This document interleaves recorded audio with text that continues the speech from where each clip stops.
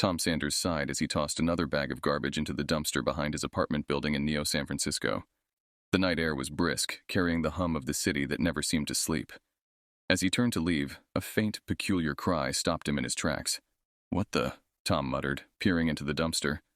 The sound was unlike anything he'd ever heard, a melodic wail that tugged at his heartstrings. Carefully, he climbed up for a better look. Wrapped in a shimmering silver fabric was a small, blue-skinned creature with large, luminous eyes. It was unmistakably alien, its tiny hands reaching out as if asking for help. Tom's initial shock gave way to concern. "Hey there, little guy. What are you doing in here all by yourself?" the baby cooed, its eyes locking with Tom's. Despite the oddity of the situation, Tom felt a protective urge wash over him. He gently lifted the child out of the dumpster. "I can't just leave you here," he said, more to himself than to the baby. Back in his cramped studio apartment, Tom laid the baby on his couch, surrounded by canvases and paint supplies. The baby's cry had softened, now just a quiet whimper. "Okay, you need a name," Tom decided, studying the creature's serene face. "How about Leo? You look like a Leo." The door banged open suddenly, and in walked Jamie, Tom's neighbor and occasional drinking buddy. "Tom, I heard screaming." Jamie stopped short, staring at Leo. "What the hell is that?" "It's a baby, I think. Found him in the dumpster, but he's not human," Tom explained, still somewhat in disbelief himself. Jamie approached cautiously, then smiled as Leo giggled and waved his hands. "He's kind of cute. What are you going to do with him?"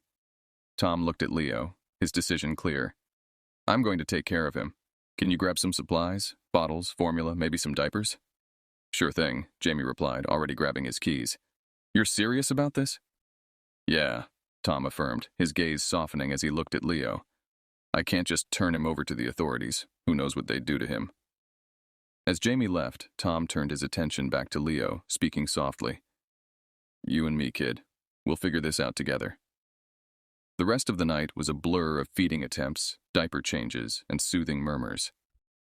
Leo, for all his alien features, behaved much like any human baby. Curious, needy, and endearing. Tom knew challenges lay ahead, but as he watched Leo finally drift to sleep, a peaceful expression on his face, he felt ready to face them. Whatever secrets Leo held, whatever troubles might come knocking, Tom was determined to protect this unexpected new life that had fallen, quite literally, into his hands. Morning light filtered through the blinds of Tom Sanders' studio apartment, casting long shadows across the canvas-strewn floor. Tom, seated at his makeshift dining table, cradled Leo in one arm while trying to spoon-feed him what was supposedly formula. Leo, however, was more interested in levitating the small objects around the room. "Hey, buddy, focus here, please," Tom coaxed, gently guiding Leo's face back towards the spoon that he was slowly floating away from. "We've got to figure out your diet, but you've got to work with me." Just then, Jamie walked in, his arms laden with baby supplies and a few books on child development he'd picked up from the local library. "Got everything I could think of," he announced, dropping the bags on the kitchen counter. "Also found these books. Thought they might help us crack the baby code, alien or not." Tom chuckled, setting down the now empty bottle. "Thanks, Jamie. I'm not sure how much human baby advice applies here, but we can adapt, right?" Jamie picked up a floating pacifier and handed it back to Leo, who giggled and grabbed it with his small blue hands. "Seems like adapting is the name of the game," Jamie agreed. "So, any luck with feeding?" Tom sighed. "He's not too keen on the formula. I think we might need to try something else. Maybe something more natural?" He was unsure, the responsibility of caring for an alien life form weighing heavily on him. As they brainstormed, there was a knock at the door. Tom tensed, a wave of anxiety washing over him. He wasn't ready to explain Leo to anyone else yet. Jamie peeked through the peephole and relaxed. "It's just Mrs. Chen from next door." Mrs. Chen entered, holding a container of her homemade soup. "I heard you had a rough night, thought you might need this," she said, smiling warmly until her eyes fell on Leo. Her smile faltered, but only for a moment. "Oh, what a unique child you have, Tom." Tom managed a nervous smile. "Yeah, he's one of a kind. Thanks for the soup, Mrs. Chen." She nodded, placing the soup on the table. "You know, when my daughter was little, she had dietary issues. Sometimes traditional remedies worked better than anything the doctors suggested." Tom's eyes lit up with hope. "Traditional remedies?" "Yes. she continued, her interest piqued by Leo's curious gaze. Different broths and natural foods. Maybe he needs something more organic? Grateful for the advice, Tom accepted the soup. I'll try anything at this point. Over the next few days, Tom and Jamie experimented with various foods, cautiously introducing Leo to different flavors and textures. Surprisingly, Leo showed a preference for slightly more exotic fruits and seemed to thrive on the natural broths Mrs. Chen suggested. As Tom adjusted to his new life with Leo, his art began to reflect his experiences. His latest paintings, vibrant and full of emotion, caught the eye of an art gallery owner who offered him a chance to exhibit. Amid the chaos of raising an alien child, Tom found a sliver of normalcy in his art. It was an unexpected silver lining, providing a much-needed financial boost and a creative outlet for all the emotions he couldn't express otherwise. However, the challenges were just beginning. Leo's growing abilities, telekinesis being just one, needed guidance, and Tom realized that hiding in plain sight might not be viable for long. The world was vast, and Leo's existence too extraordinary to keep secret forever. Several months had passed since Tom first found Leo, and life in Neo-San Francisco had settled into a new kind of normal. As Leo's abilities grew, so too did his curiosity about the world around him. Tom found himself not just a caretaker, but a teacher, guiding Leo through the complexities of human life and emotion. One crisp morning, as Tom and Leo played in the park, a curious crowd gathered. Leo's innocent attempts at catching leaves mid-air without touching them drew whispers and wide-eyed stares. Tom, Jamie said, watching from a nearby bench. People are starting to notice. It's not every day you see a kid stopping leaves in flight. I know, Tom sighed, lifting Leo into his arms as the child tired of his game. It's getting harder to keep this a secret. But what choice do we have? As they walked home, Tom mulled over his options. It was Jamie who broke the silence. Maybe it's not about hiding. Maybe it's about teaching Leo how to control his abilities, to blend in. That makes sense, Tom nodded. But we'll need help. I don't even know where to start. Back at their apartment, Tom began researching in earnest, diving into forums and reaching out discreetly to experts under the guise of writing a sci-fi novel. His efforts paid off when he connected with Dr. Eliza Harris, a retired physicist with a keen interest in extraordinary phenomena. Dr. Harris agreed to meet them, intrigued by Tom's hypothetical scenarios. Upon seeing Leo in action, her academic curiosity turned into a resolve to help. Leo is truly remarkable, Dr. Harris observed as she watched him interact with her experiments, designed to test the limits of his telekinesis. His abilities might be beyond our current understanding of physics, but they're not beyond management. Discipline and training can help him integrate better. Under Dr. Harris's guidance, Tom and Leo worked on controlling and concealing Leo's powers. Their training sessions were rigorous but filled with laughter and learning, strengthening the bond between Tom and Leo. Leo was quick to learn, eager to please Tom, and soon able to play with other children without revealing his abilities. Through it all, Tom continued to teach Leo about human values and emotions, using their daily experiences as lessons. He explained the importance of kindness, empathy, and respect, values he hoped would guide Leo through human interactions. Leo soaked up these lessons, his understanding and emotional depth growing daily. He asked questions about everything, from the stars above to the smallest insects in the garden. His perspective was often insightful, sometimes startlingly so, reminding Tom that despite his human upbringing, Leo saw the world differently. One evening, as they watched the sunset from their apartment window, Leo looked up at Tom and said, "Tom, why are people afraid of what they don't know?" Tom ruffled Leo's hair, searching for the right words. "Sometimes, fear comes from not understanding. That's why we're learning about each other, right? To replace fear with understanding." Leo nodded, a thoughtful frown on his face. "I will help people understand too," he promised, a determined glint in his youthful eyes. Their journey wasn't just about hiding or survival, it was about understanding and integration. Tom realized that Leo, with his unique abilities and perspectives, had as much to teach him about life as he had to teach Leo. Their bond, built on mutual trust and affection, was their greatest strength, preparing them for whatever challenges lay ahead. As Tom and Leo continued to navigate the complexities of their unique family life, the outside world became increasingly curious and invasive. Reports of a child with extraordinary abilities had begun to circulate, catching the attention of both the media and more secretive organizations. One chilly evening, as Tom and Leo returned from one of Dr. Harris's training sessions, they noticed a black sedan parked conspicuously across their street. Tom felt a prickling sense of unease, recalling Jamie's recent warnings about a vehicle that seemed to appear too often during their outings. "Tom," Jamie whispered urgently over the phone that night.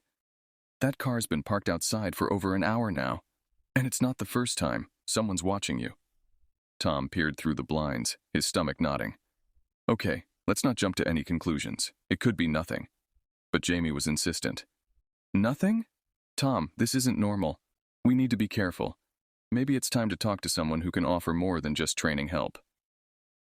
The next day, under the guise of a casual walk, Tom and Jamie met with an old friend of Jamie's, a former intelligence officer named Mark.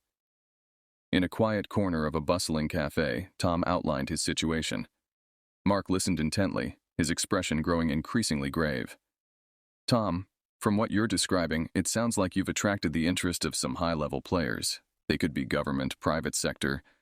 It's hard to say. But you're right to be concerned." "What should I do?"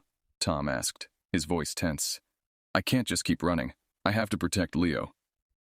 Mark nodded, his mind racing through options. "First, we need to find out who they are and what they want. I have contacts who can help us dig deeper.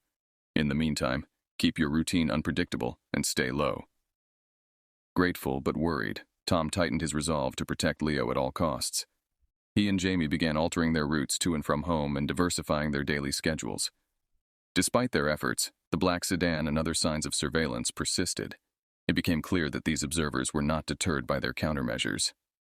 One afternoon, as Tom and Leo played in a secluded part of the park, a man approached them. He was nondescript, middle-aged, and wore a friendly smile that didn't quite reach his eyes. "Hello, Tom," he said calmly. "My name is Agent Crawford. I need to talk to you about your son." Tom's heart raced as he stood protectively in front of Leo, who clung to his leg, sensing the tension. "We're not interested in any trouble," Tom stated firmly. Agent Crawford's smile faded. "Tom, we're not here to cause trouble. We're here to understand and hopefully to help. Leo is special, and there are people who want to ensure his safety and potentially utilize his talents." Tom knew they weren't just dealing with curiosity anymore. This was about control.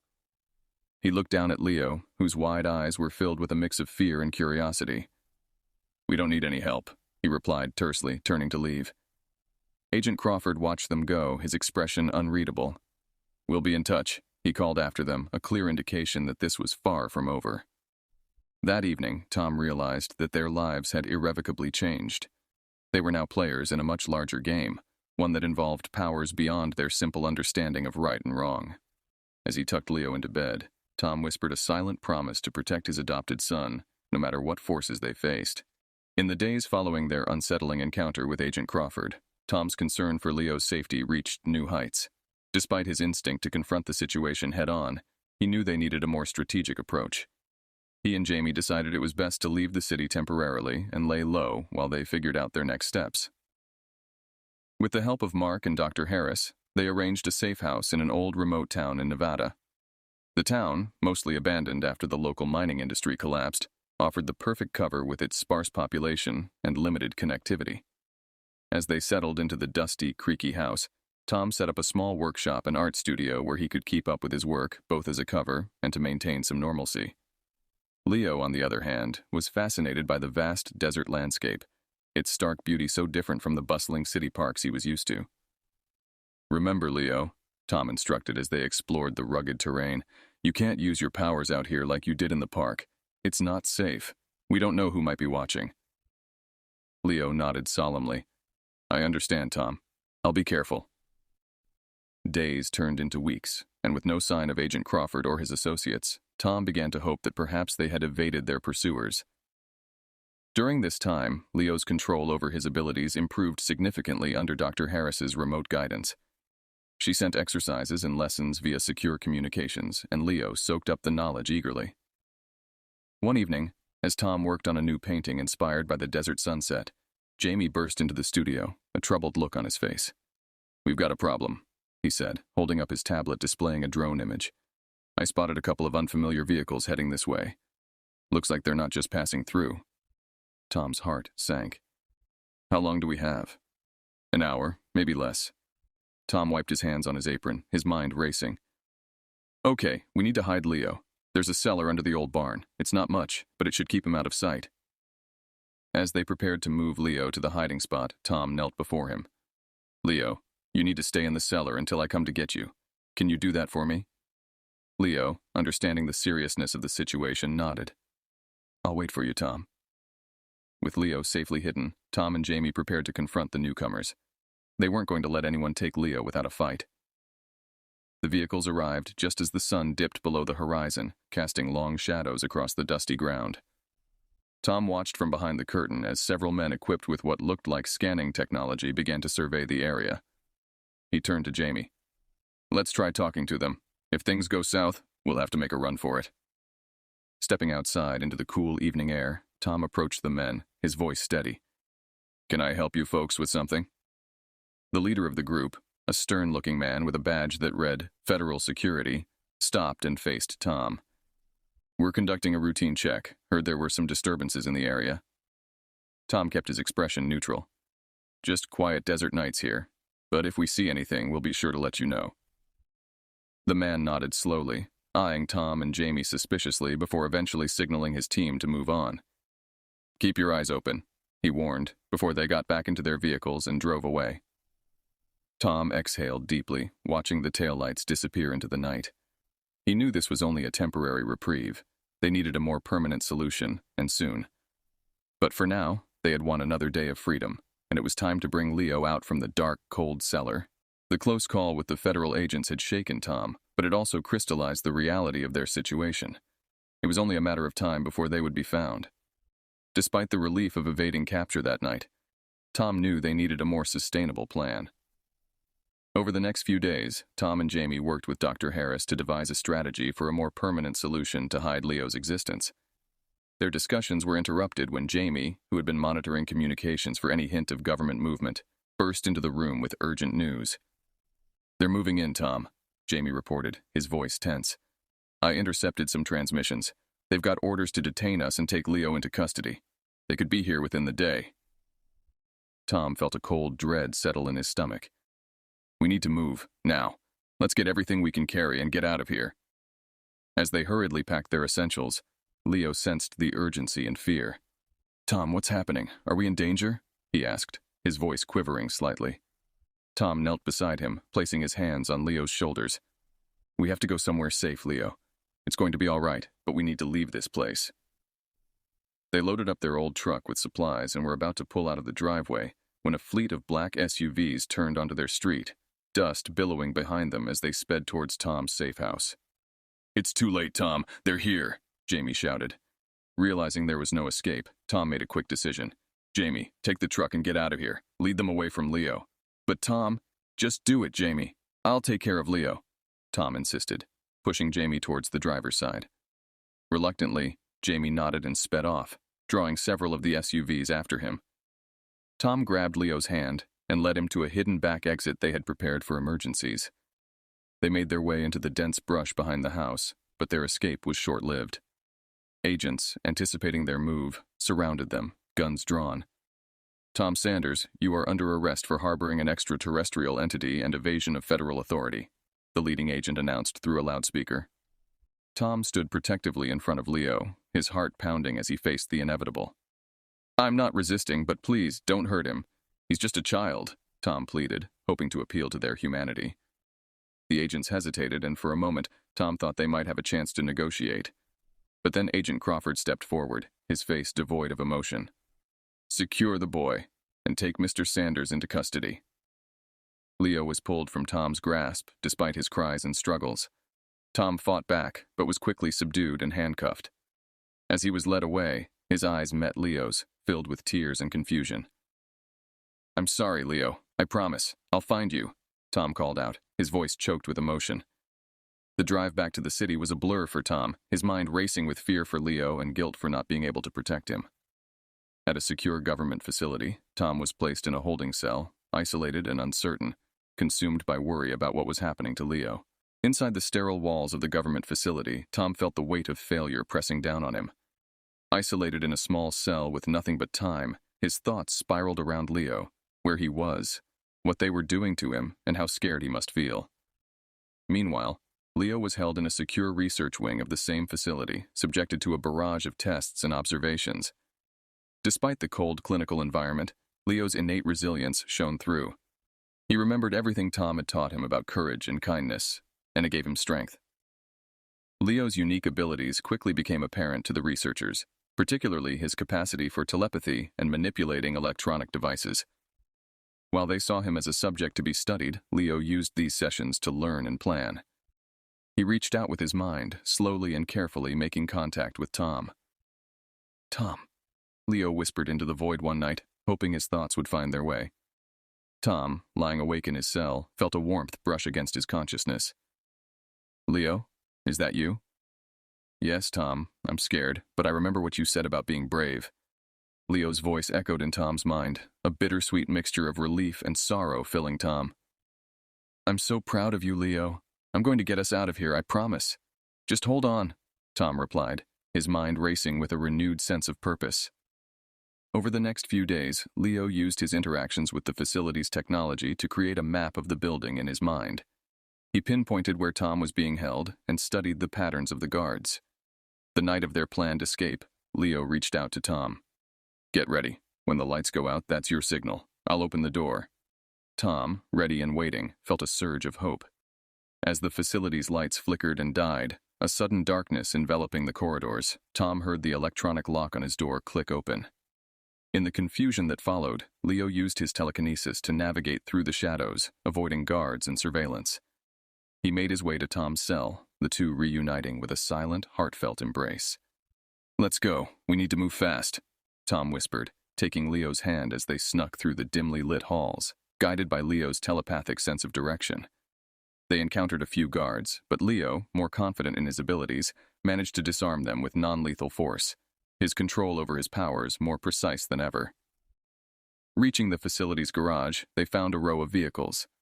Leo, with a concentrated effort, unlocked one and started the engine through his interface with the vehicle's electronic system. As they drove away from the facility, Tom looked over at Leo, his heart full of mixed emotions: pride, relief, but above all, an unshakable determination. "We're not safe yet, Leo. We need to find a place to hide, regroup, and figure out our next steps." Leo nodded, his young face set with a determination that mirrored Tom's. "I want to help, Tom, like you helped me." Tom smiled, squeezing Leo's hand gently. "You already have, more than you know." Their escape marked a new chapter in their journey, not just for survival, but for taking a stand. Tom knew that the road ahead would be fraught with challenges, but with Leo by his side, he felt ready to face whatever came their way. They were no longer just fugitives. They were fighters, ready to protect their right to live free. After their daring escape from the government facility, Tom and Leo found refuge in a secluded cabin deep in the Rocky Mountains, a place Tom's late uncle had left him years ago. It was remote, off-grid, and most importantly, safe. Here, they had time to heal and plan their next moves. During the day, Tom and Leo explored the vast wilderness around them. The natural world was a new and thrilling experience for Leo, and his excitement helped lift Tom's spirits. They talked often about their future, about what they wanted and what they feared. "We can't hide forever, Leo," Tom said one crisp morning, their breaths visible in the cool mountain air. "Sooner or later, we'll need to face the world again. We'll need to decide how we want to live in it." Leo, growing not only in stature but in wisdom too, nodded thoughtfully. "I want to help people understand, Tom. Like how you helped me. Maybe we can show them that being different isn't something to fear." Tom smiled, proud of the young being Leo was becoming. "That's a good plan. But we'll need allies, people who can help us share our story." Through encrypted messages, Tom reached out to Dr. Harris and Jamie, who were relieved to hear they were safe and eager to help in any way they could. They began to form a network of supporters, individuals from all walks of life who believed in the right for beings like Leo to exist freely among humans. As winter gave way to spring, the cabin became a meeting place for this growing group of allies. They worked together to craft a message, a plea for understanding and acceptance that they planned to broadcast worldwide. When the day of the broadcast arrived, Leo was nervous, but Tom was at his side, steadfast and reassuring. Together, they addressed the world, telling their story from the beginning, showing Leo's humanity despite his alien origin. The response was overwhelming. While some skepticism and fear persisted, many embraced Leo's story as a beacon of hope and a call to expand their understanding of life and consciousness. Debates began, policies were questioned, and slowly the world started to change. Tom and Leo continued to advocate for interspecies rights, using their story to bridge gaps between communities and foster a deeper understanding of life in all its forms. Leo grew into a spokesperson for peace and acceptance, his unique abilities allowing him to connect with people in profound and moving ways. Years later, Leo stood before a diverse crowd at the United Nations, not as a curiosity, but as a leader. His speech was broadcasted globally, resonating with millions. Every being, no matter their origin, shares a desire for connection, for understanding, for peace, Leo said, his voice steady and sure. Today we stand together, not as humans or aliens, but as fellow beings, striving for a shared future. Tom watched from the audience, his heart full of mixed emotions, pride, love, and an overwhelming sense of hope. They had faced unimaginable challenges, but together they had ignited a movement that changed the world. As Leo concluded his speech to thunderous applause, Tom realized that their journey had indeed brought about a new dawn, not just for them, but for all of humanity. Their story was a testament to the power of compassion, understanding, and the unyielding bond between a father and his son, no matter their differences.